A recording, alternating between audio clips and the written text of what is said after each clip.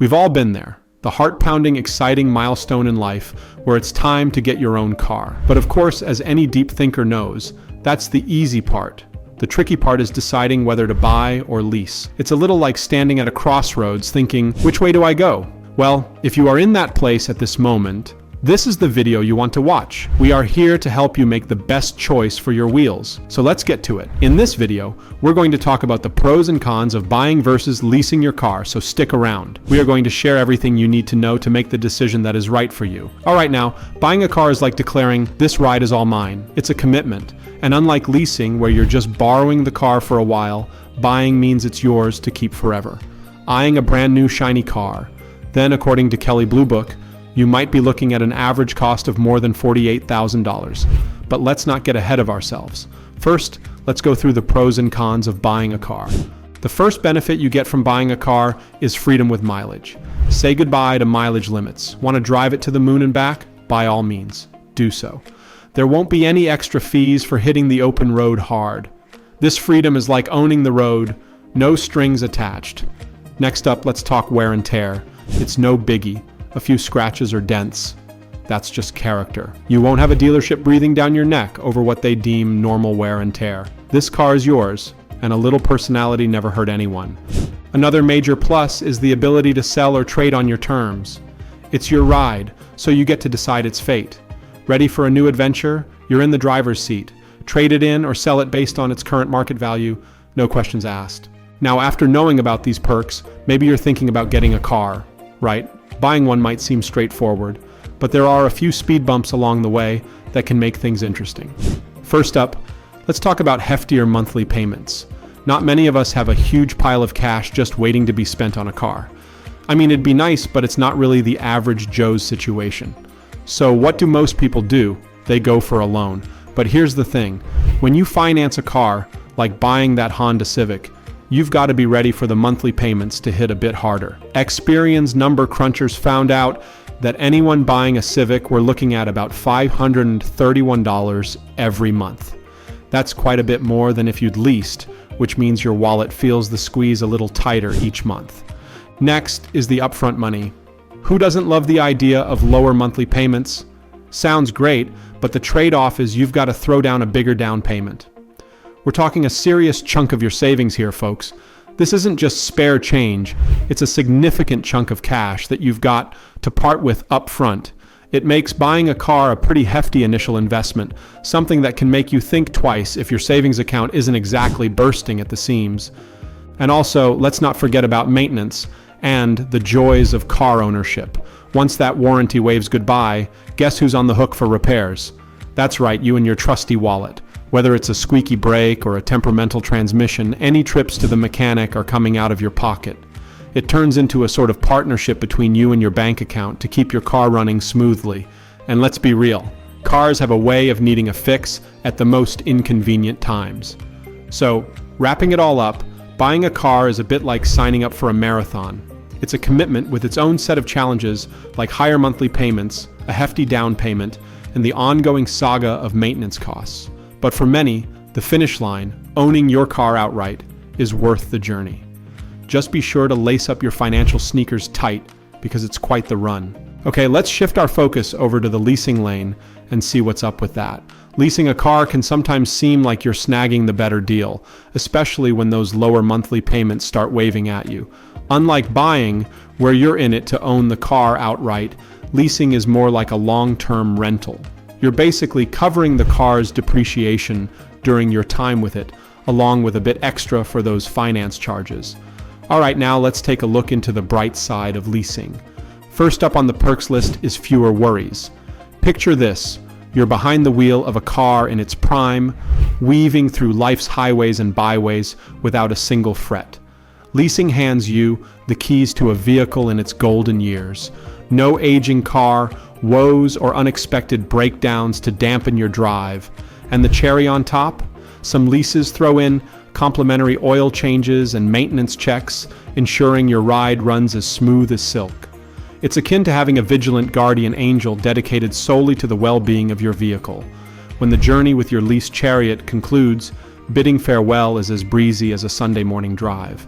Forget the hassle of haggling over trade-in values or finding a buyer. You simply return your car to the dealership, tip your hat, and part ways. It's a seamless transition that leaves no room for post-car blues. Next, we have top-of-the-line swagger. Leasing propels you into the driver's seat of the latest, shiniest model on the market. More often than not, this gleaming gem comes with the manufacturer's warranty as its shield, guarding you against the arrows of repair bills and mechanical mishaps. And for those who've ever gazed longingly at a car that seemed a wallet stretched too far, leasing serves as your magic carpet to luxury. It's your chance to live the dream, steering a vehicle that might have otherwise been just a fantasy, all without the anchor of ownership chaining you down. And there's playing it safe. Leasing isn't just about the glitz and glamour, it's also your fortress on wheels. Equipped with the latest safety features, leasing ensures that you're cocooned in the most advanced protective tech available. This peace of mind comes standard with your lease, offering a safeguarded driving experience that keeps you serene and secure mile after mile. And finally, there are discounts and deductions. For the savvy business professionals who navigate the corporate seas by day and steer their leased vessels by night, the financial perks extend beyond the pavement. Leasing can unlock a treasure chest of tax incentives, making it a financially astute choice for those who can leverage it for business purposes. These sweeteners can significantly reduce the cost of your mobile office, blending luxury with economy in a package that's hard to beat.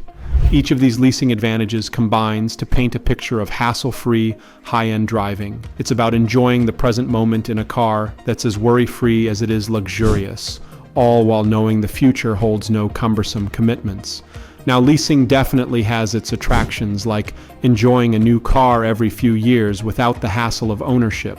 Yet, it's not without its pitfalls. Here, let's take a look at the flip side. Firstly, the cost factor adds up. Leasing might seem cheaper in the short run because those monthly payments look pretty sweet compared to buying. But here's the catch. Over time, leasing can actually end up costing you more. Why? It's because you're paying for the car when it's losing its value the fastest, right in those first few years. And if you're the type to lease one car after another, you're basically signing up for a never-ending cycle of payments. Imagine a merry-go-round of payments that just doesn't stop. Now, for the next con about leasing, we've got mileage limits. Leases come with these rules about how many miles you can drive each year, usually around 10,000 to 15,000 miles. If you're someone who loves road trips or has a long commute, you might hit that limit faster than you think. Go over, and you're paying extra, like 30 cents for every mile over. It's like being on a budget at an all-you-can-eat buffet. A bit of a bummer if you really want to dig in. Then there's the wear and tear situation. When you lease a car, you got to keep it pretty much pristine.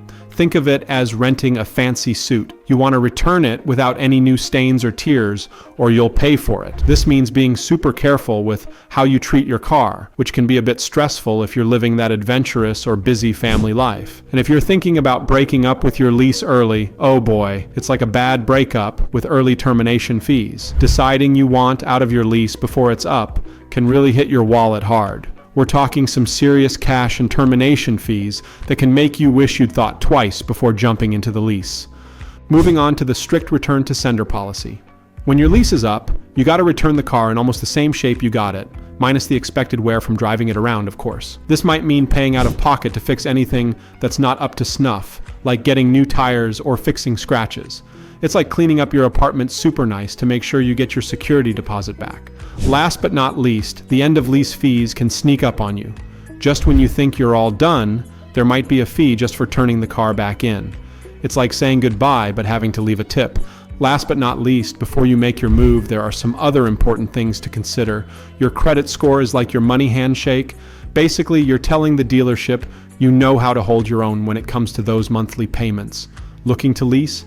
Aim to have a credit score between 680 and 740, so you can walk away with those keys. Thinking buying may be more your speed? If your credit score is 660 or better, you'll earn the right to give that baby a boost. According to Experian's State of the Market report, here's a rundown. Leaning on the subprime side, 501-600. When it's time to lease, you're looking at $638 a month versus the superprime, 781-855 group. that walked away with $579 on average, but the semi-big leap to used cars will run you $552 with the subprime team and $511 with that Primo squad. And for new car, you're shacking up with $769 and they're doing it for $693 a month. Finally, the timing of it all. Holidays or the cold months will bring a big grin to your face once you know that's the best time to hit one up. Ultimately, the decision to lease or purchase comes down to a thorough examination of your finances and how you live that road life. Really think about what your wallet can handle up front every month. And make sure you calculate those miles you're racking up. You're simply figuring out the best way to bankroll your stylish cruises down the street. So, whether you're looking to lease and keep that new car smell every few years, or are considering buying to build some long-term love, be sure to keep these tips in mind. They're your roadmap to making a choice that won't leave you second-guessing it at the next red light. And there you have it, guys. A full guide through the ins and outs of leasing versus buying a car. Remember, there's no one-size-fits-all answer here. It's all about weighing those pros and cons, understanding your driving habits, and crunching the numbers on your budget. We hope you have enjoyed the video. Feel free to share your thoughts in the comment section. Moreover, if you are new and haven't subscribed to the channel yet, remember to subscribe to the channel and hit the bell icon so you won't miss any upcoming videos. Thank you for watching and best of luck. Remember, this is not financial advice. Withdrawal Investing Insights, signing off.